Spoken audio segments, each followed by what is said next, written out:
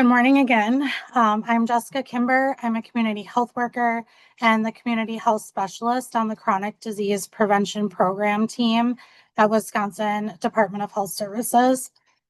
Thank you all for showing up on a Monday morning to hang out with us, to learn and talk about credentialing and what it means for CHWs in Wisconsin. This is a really important topic. There's a lot to learn and discuss in a really short period of time. With that said, if you're able to have your camera on so we can all be more engaged and present together, that would be amazing, while recognizing that sometimes life happens and it's not always a camera ready day. So to gauge where everyone is joining from and how you're feeling this morning, if everyone could put your name and the county you work in or reside in, and one word to describe how you're feeling coming into this training and feedback session. While you're doing that, I'm going to walk through our plan that we have for you for the next couple of hours. First, I'm going to do my best to clarify the purpose of this training and feedback session and why it's so important for community health workers to be investing time in this conversation. Our friends from Envision are going to go over general terms, definitions, and help clarify the differences between credentialing words, not necessarily specific to community health workers, and will support our understanding when we hear about different examples of CHW credentialing from other states. And we'll take everything that we learn from Envision and apply it during the feedback session, which will be facilitated by our friends from the NINA Collective. They will put you into some small groups and you use what you learned during the training and the handouts that were sent out to you for reference to really start talking through your initial thoughts and questions, and you'll be able to take notes so none of your feedback will be lost. And then each small group will have the opportunity to share out to the large group what they prioritized in their conversation. So everybody will have a chance to hear from and share with each other. In the end, we will wrap up and I will talk through some next steps. So how are people feeling today? Excited, refreshed, excited, collaborative, eager? Oh, this is good. This is good energy, guys. Energized. We need more coffee. Turn your camera off for a minute. Go grab coffee. Invested.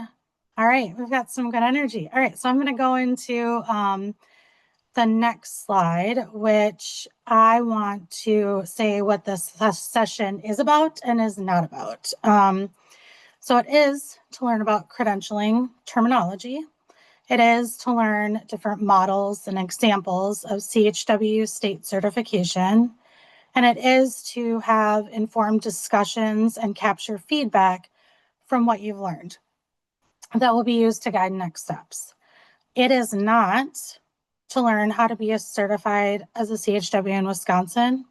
That does not exist at this time. It's not to make any decisions on state certification. We're just doing a second training session around what things mean and different examples. And while we really hope everyone will be more confident in their knowledge between the two trainings, there's not an expectation that we're just going to move forward on making any decisions today. And it's not to get your feedback and then move forward without CHWs or without you all. I know, like, seeing from the chat that a lot of you are really excited, and some of you might be like, I would say yes today. And there's others who are nervous and they have a lot of questions and they have concerns and they want answers before having an opinion. No one is here to talk about this today and not follow up. There will be next steps talked about at the end. Next slide, please. With that said, there were a couple, I addressed a lot of the questions and comments from registration in my previous slides.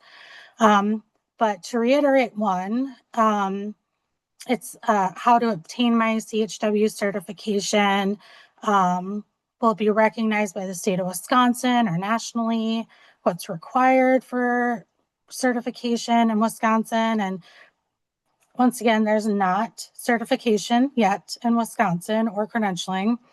No hay certificaciones ahorita en Wisconsin. Our Spanish interpreters are here. Just give a second for that to. All right. And let's see, the training will cover any additional information on state or national credentialing.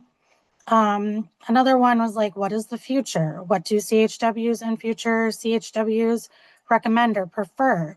Well, that's what we are hoping to find out at the end of this meeting and conversations moving forward.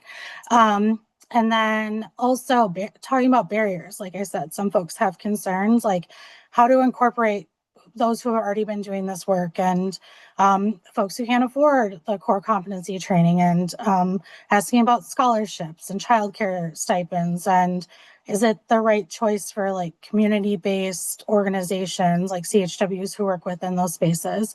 No, we don't have the answers yet today to any of those. Like I said, we're looking to collect all of those and then make time to work through them as next steps. Next slide, please.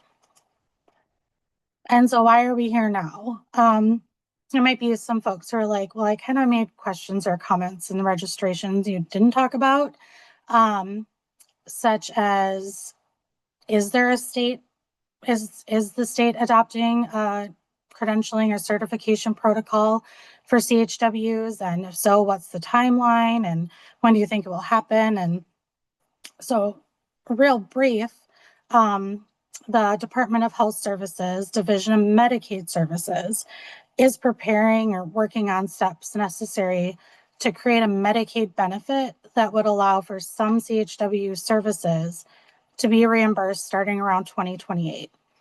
Medicaid needs a way to determine who is eligible to be reimbursed for CHW services. Part of the process to create a Medicaid benefit is determining some workforce standards, including credentialing. And that's why we're here today to talk about it. Because if we CHWs collectively do not have a unified voice and like the best option for the workforce standards, the best option, not perfect, not everybody's gonna be perfectly happy, but the best we can do, then Medicaid folks will have to turn to other resources and set those standards on their own.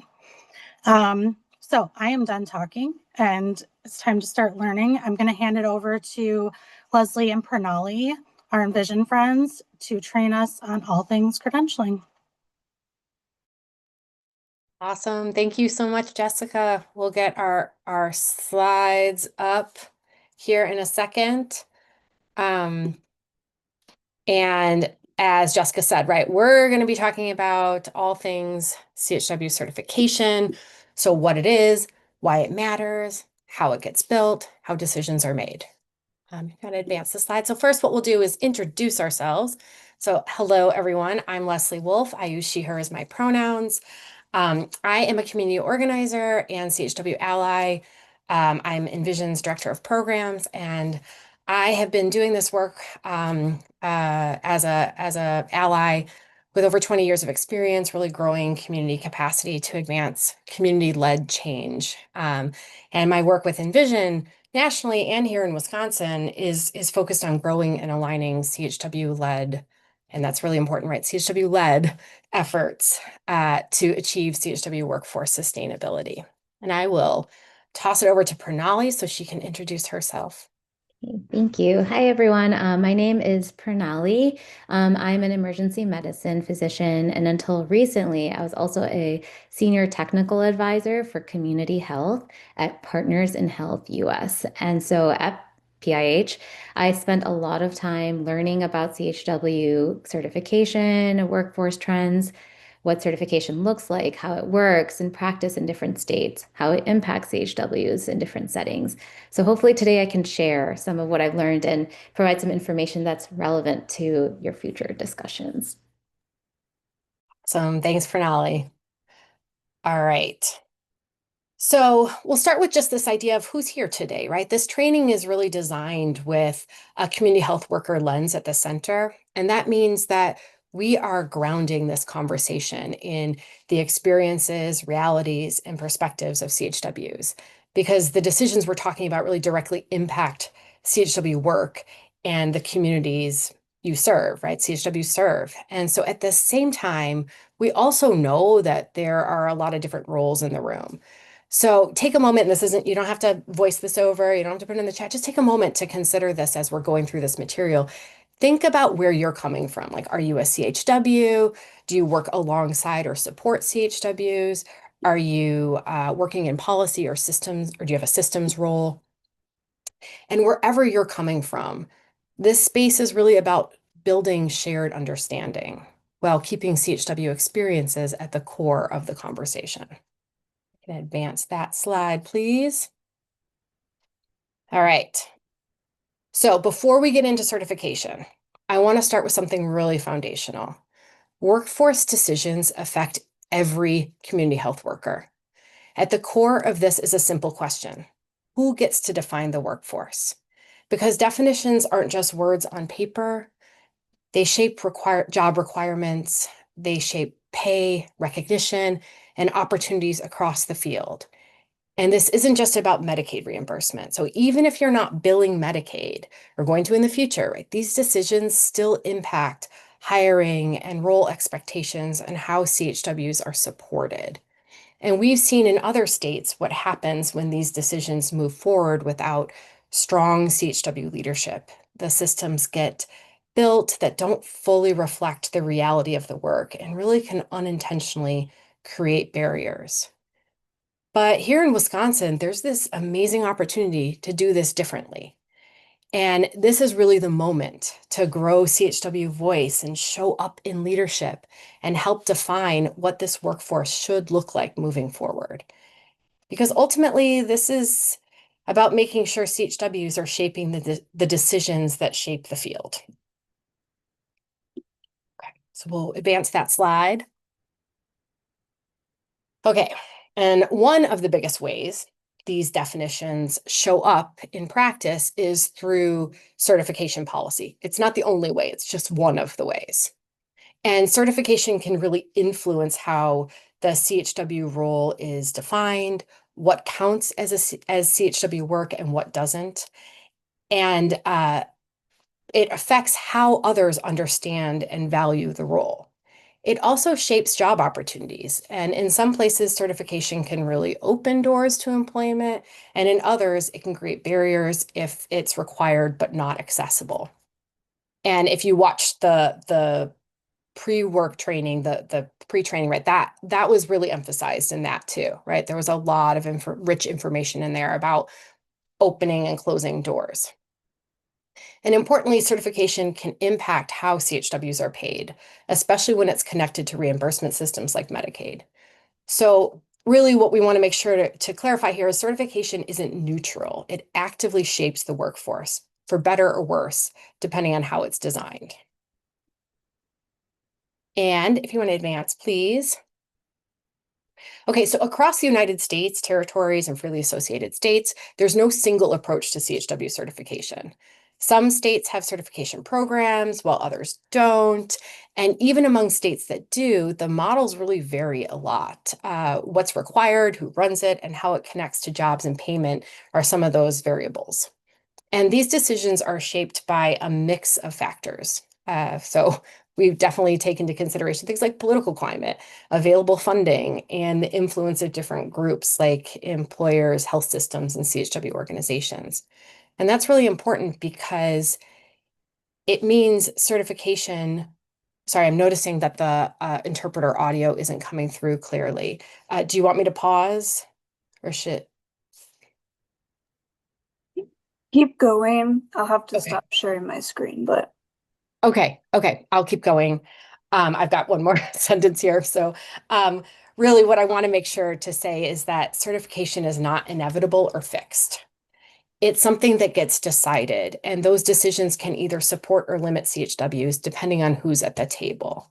So that's another piece of what we're going to talk about today is that construction, that table construction. Okay, so there would be a slide here that says what you're going to see by the end of the session, but I can voice it over while we are waiting to get the slides up. And so essentially, by the end of the session, oh, there we go. It's like, I'll try to do it from without the slide.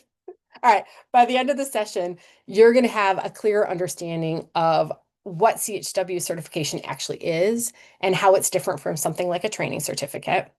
We'll talk about certification, why certification can matter here in Wisconsin. You'll see different approaches with real examples of how states have done this in different ways.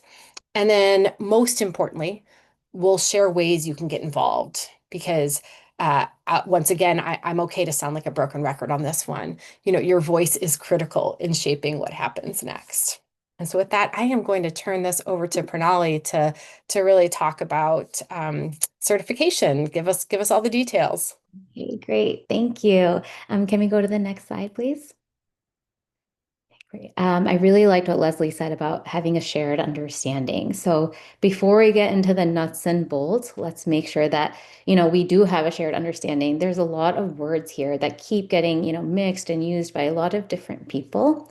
And especially in the healthcare field, the words can mean, a lot of things to different people. So we're going to go through some of the vocabulary and make sure that we are all on the same page of what these words mean.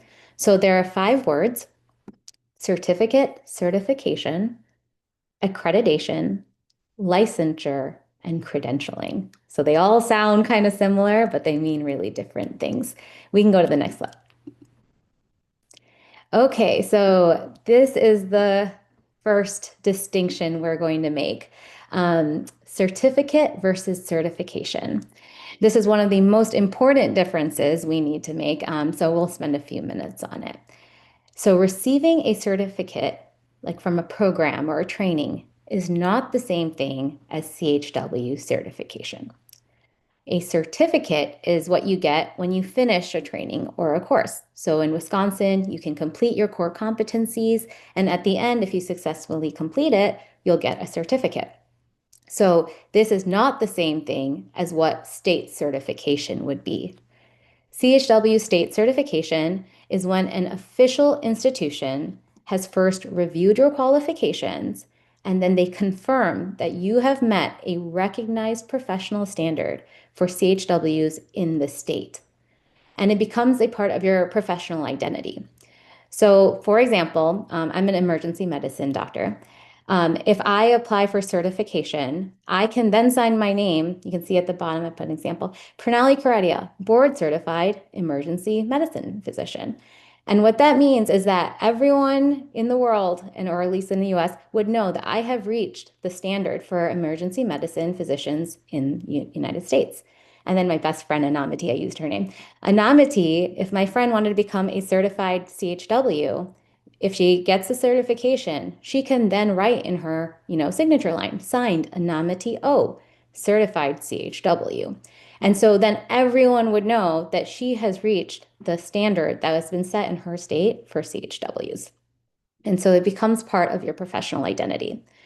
Certification generally requires you to submit an application showing that you've met certain requirements. And after you submit that application, that's when the official certifying institution, whatever that is in your state, it makes a decision on whether you've met the certification standard and requirements. And in many states, once you do get certified, you have to renew that certification every few years. So one way to think about it is a certificate says, I finished this training, I completed it successfully. Certification says, I have been officially recognized as meeting a quality standard for CHWs in my state. Okay, we can go to the next slide. Okay, so then what is accreditation?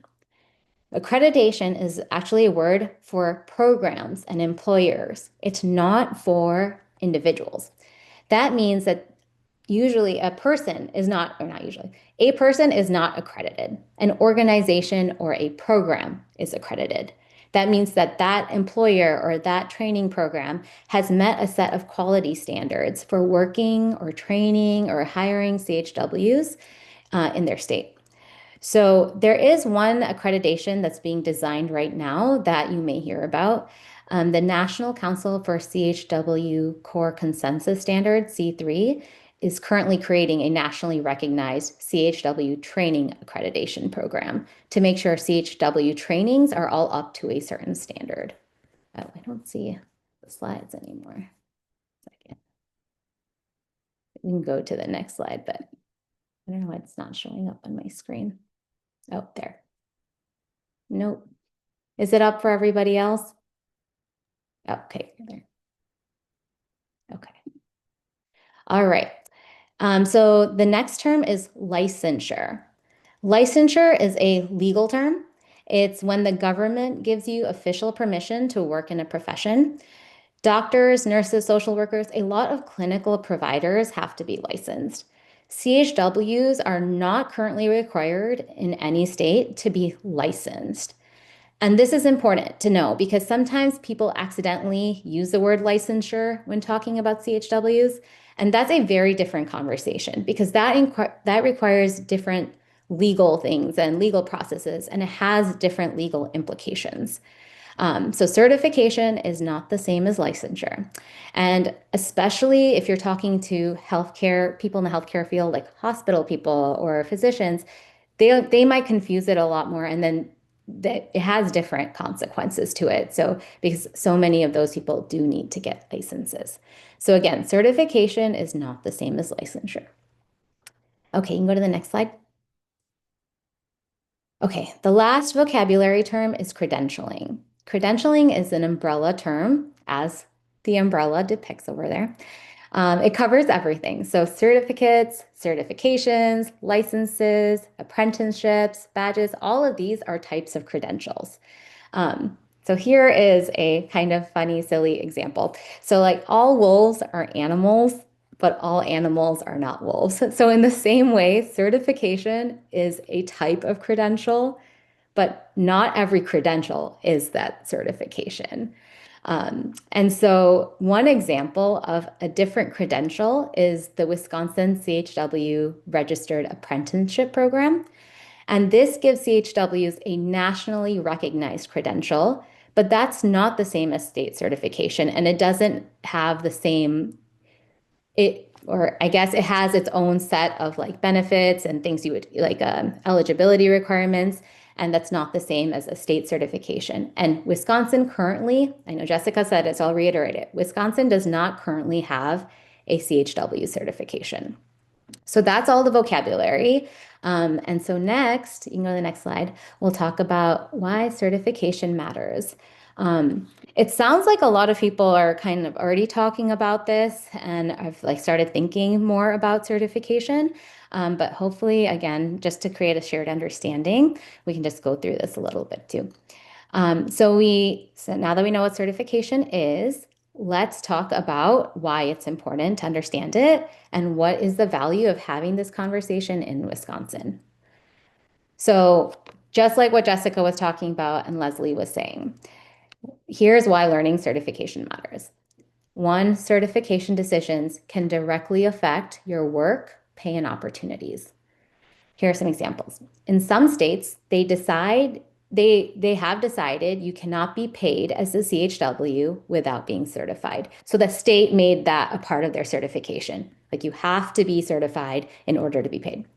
In other states, some Medicaid and insurance programs have decided they will only reimburse programs or reimburse services from certified CHWs.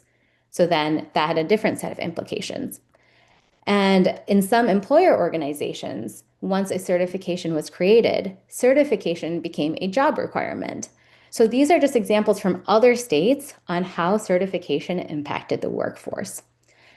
Secondly, there's a lot of decisions to be made around CHW certification. And these decisions, once they start, will be taken with or without CHW input. Like just deciding, do we want a certification or do we not want a certification? Even that one decision should get CHW input, right? And so I think we can all agree, hopefully here, that things would go better when CHWs can have a voice in shaping the rules around a certification that concerns them. When CHWs are at the table, the decisions that can get made will be more fair, more practical. I mean, if you know what's happening on the ground, then you can actually make a certification that works for you. When CHWs are left out or are unable to give input, you can end up with a lot of rules or decisions that create more barriers and opportunities because it's people that aren't doing the work every day. So don't really understand. They're sitting and, having meetings and deciding things.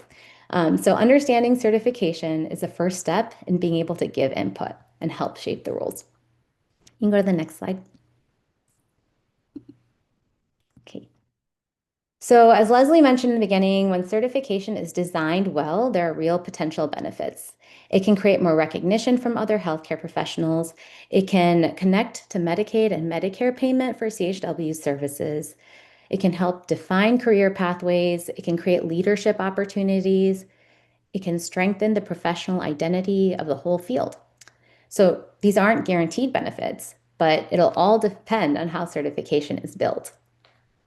There's a theme here, basically. Be involved in the conversation and help decide how certification is built. At the same time, there could be some real concerns and risks with certification.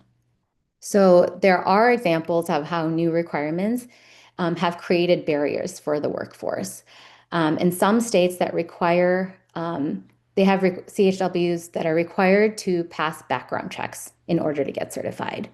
And that could mean that there are a lot of CHWs that have been doing this work for years, decades, and that would otherwise qualify. But because of this one background check, they are no longer able to get certified.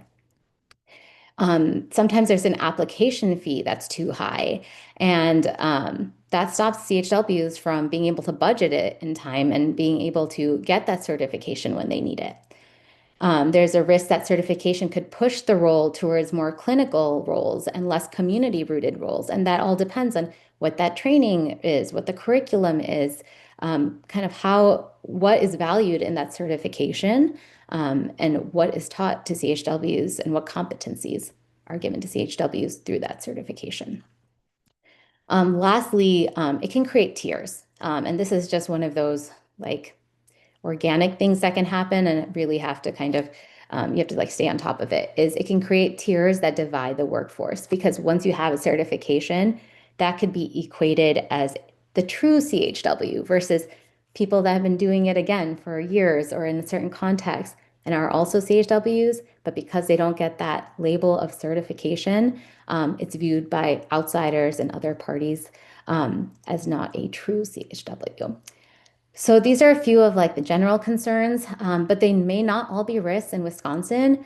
The point is that it'll take more discussion and it'll take careful planning to identify which of these risks are in Wisconsin, which do we have to think about, and how would we address them if they do come up. You can go to the next slide.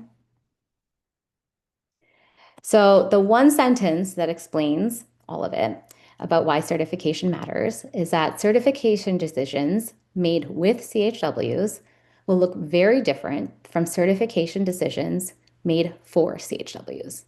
And so your voice is so important in deciding if certification is something that can help the workforce in Wisconsin. And if it does happen, your voice is just as important in helping design what it looks like. So now that we've kind of talked about all the foundational things, let's get into the nuts and bolts of how it can get built. Go to the next slide. So how is it created? No two states do it in exactly the same way, but there's some patterns. But again, it will be up to your state context. And you go to the next slide. There are some common elements that come up in all certification conversations. So all states or most states talk about the same core pieces, but they can address them in completely different ways. So there'll be a governing structure, and that means who runs the program, who makes the decisions on certification. Eligibility, which is who qualifies to apply. what the training requirements are, how many hours of training you need, who will run the trainings, core competencies, what knowledge and skills CHWs are expected to have to certify. And there might be continuing education requirements. And then whether certification is voluntary or mandatory. So is this going to be something that all CHWs have to have in order to work in the state? Or is it based on your personal goals on if you want to get certified or not? And renewal requirements. A lot of states do have renewal requirements that you have to like renew your certification every few years. So each of these are a policy decision that someone has to make. And there's a little bit more written about each of them in the handouts. So if you haven't seen those, you can click on them. I think it's handout 2, maybe handout 2, and you'll get more information on those components. You can go to the next slide. So there's two kind of main approaches to how CHW certification is set up. You have the state model. A state model is when a government agency like the state health department leads the process of certification. This model will be guided by laws and regulations, as any state agency would, and the state would be the final approver of the certification process or like how it is set up. But the lead doesn't mean they're doing it alone. And that agency will usually require, in order to be successful, will need to collaborate with other important parties in the state to make that certification happen. So CHWs, CHW employers, community organizations, CBOs, all of those are important kind of actors in the process. In the private model, an organization outside the government, like a CHW association or an independent board, leads the process of certification design, certification steps, the actual certification. So there's one organization that kind of leads the way in each of those aspects. This model is a little more flexible, but it needs really strong buy-in from employers and other state agencies. So like if you have like an association that says, we're going to do state certification, you're still going to need like the health department and employers to say, yeah, we believe in the state certification. We agree that it's a good way to recognize CHWs in the state. So this model requires a lot of collaboration between all those impacted groups as well in order to get like consensus and buy-in. So neither model is automatically better than the other. It will all depend on the goals of certification in the state and what is possible in Wisconsin's context. I'll give 4 different examples of states with state certification, and hopefully that shows kind of the range of ways to do this. Just can add a little flavor to this. So first you have Texas. Texas uses the state model. So in this, the health department runs the program under state law. So it's part of the law that, certification is going to happen and the state agency, the health department, is going to run it. And in it, certification is mandatory for any paid CHW or promotora. Training requires 180 hours in an improved competency-based program. So the state will also approve all training programs. And renewal and continuing education are required. So Texas is one of the stricter models in certification.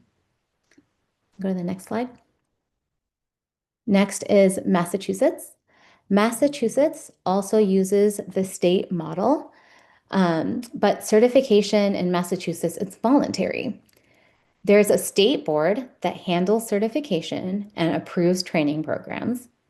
And one thing that stands out in Massachusetts is that their training programs are required to have a CHW co-trainer for at least 40% of instruction hours. So you need somebody that has lived experience, that understands that it's part of the workforce, teaching the workforce. And that obviously gives better CHW training, but also gives advancement opportunities, work opportunities for experienced CHWs. Renewal and continuing education are also required in Massachusetts. Okay, you can go to the next slide. So then you have North Carolina. So North Carolina uses a private non-government model. Here, the North Carolina CHW Association runs and owns the certification program. They built a credentialing commission that reviews every application, decides, who's going to be certified, who may have to go through more requirements before being certified. Certification in North Carolina is voluntary, so not everyone has to do it. It's really up to if it fulfills your professional goals. One interesting thing that North Carolina has done is create tiered certification levels. So you have your basic certification, and that requires like a basic training or lived experience, filling out the application, and you will get certified as a CHW. But then they have advanced levels, and those advanced levels are based on the scale of work CHWs want to do. So there's a level for working with individuals. There's a level for working with organizations on organizational CHW matters. And there's also like a policy level. So working on CHW policy is another advanced level. So after you do your basic certification, you can get certified in one of these advanced levels, which creates the potential for real career pathways, real advancement in career pathways. Go to the next slide. Then you have Virginia. This is the last one. Virginia is also privately operated and voluntary. There's state legislation, but that state legislation says, like that law says, we are going to do a certification in Virginia. It will be voluntary, but it will be run by an independent board outside the government. And so that board is the Virginia Certification Board. And there were a broad range of collaborators. So it was a Virginia Certification Board with a whole group of people that helped design certification. They also have renewal there. One thing to note is that Virginia's model may be changing soon. And so this is like a reminder that these systems are living. Like once you make it, it's not like that's it. That's what we have for the next, 100 years. It's that these systems are living, they evolve, and there has to be ongoing CHW involvement to make things better and to evolve with the times. So hopefully that was a good range of examples that show how different states have approached certification and how some of those decisions are made. But hopefully the other thing it shows is that it will get decided somewhere, and CHWs can be a part of deciding it. And this should give hopefully enough information to help with those discussions. I will pass it to Leslie. Thanks, Pranali. All right. So as Pranali was just saying, right, CHWs need to be part of driving the decision. And one of the most important conversations is who is actually driving the decisions, right? Like, so, okay, if it's CHWs, alongside and with who. And the big thing is if CHWs are not meaningfully involved in the decision making, then as we've said, right, everyone has said this, then certification risks being something done to the workforce instead of with it. And there's actually, if you want to advance the slide, there's actually really clear guidance on this. It was referenced in the training materials before too, or the training recording previously. The American Public Health Association CHW section states that CHWs have the right to self-determination. And that means CHWs should be leading efforts to define their role, set standards, and shape credentialing processes like certification. So this isn't just a nice idea, it's really considered best practice. Bottom line, if CHWs aren't centered in the process, then the process isn't aligned with best practice. I want to advance that slide. So what does a strong, effective certification process actually look like? First, CHWs don't just give input, they're critical decision makers. So they help decide what skills matter, what requirements are needed, and how often certification must be renewed. Second, key partners should be asked for input before big decisions are made. So good processes include everyone who will be affected before big decisions are being made. And this includes groups that support CHWs, organizations that can get help or that can help get them recognition across the state, and groups that help create job pathways. So thinking about all those folks, right? And third, an advisory board or certification council creates and oversees the process. And the lead institution should represent the perspectives of all relevant partners fairly. And this group should be fairly balanced between community, health systems, and government agencies, with membership being at least 51% CHWs. So those are a lot of things to be taking into consideration. When all those pieces are in place, the process is much more likely to be fair, effective, and sustainable. And if you want to advance that slide, please. And this is really meant to just show, so like you see the different players that construct the table, and certification requires input from a lot of partners to get buy-in and recognition from all those impacted. And that includes CHWs, CHW networks, employers, health systems, state agencies, training programs, and others. And importantly, CHWs shouldn't just be one voice among many, they should be in leadership roles within that group. Okay, and so then one more thing to consider, if you want to advance the slide, are the warning signs to pay attention to. So if CHWs are excluded or only included in token ways, that's a real red flag. The same goes for decisions being made without real CHW input or influence. Lack of transparency is another concern, when it's unclear how decisions are made or who's making them, or when information isn't shared equally. And finally, watch for weak accountability or accessibility, like feedback being collected but not used, or meetings that are hard to access, or decisions being made by a small group without explanation. If you're seeing these patterns, it's a sign to ask questions and speak up. One more, if you want to advance that slide again. So here's the thing to really punctuate, right? At the end of the day, the strongest certification systems are transparent, they're community-led, and built with CHW voices at every step. And that's what leads to systems that are not only effective, but also trusted and widely supported. If we could advance one more, what we covered today, just to put a bow on this. We walked through CHW certification, what it is, how it works, why it matters. We talked about how certification can shape the workforce, and we spent time on who should be involved in decision-making. And if you want to advance the slide, if you take away 3 things, let them be these. First, CHW certification is not the same as completing a training and receiving a certificate. Certification is an official recognition tied to a defined standard. Second, certification looks different in every state. There's no one model. It's shaped by local decisions. And third, how certification is designed matters just as much as whether it exists. For it to be truly supporting CHWs need to be involved from the very beginning. All right, so questions to consider as we're going into, if you want to advance the slide, please. As you think about Wisconsin specifically, here's a few questions to consider. Do Wisconsin CHWs actually want certification? And what more do Wisconsin CHWs need to make this decision? Who should be involved in making that decision here? And if certification does move forward, what should it include? So these aren't small questions, and they shouldn't be decided without CHWs at the center. We thank you so much for your time, your engagement, and the work you do every single day. This conversation is really just one step, but it's an important one in making sure CHWs are really shaping the future of the workforce. And you have this amazing opportunity to do that right now. We want to encourage you to join the listening session to continue the conversation. And thank you.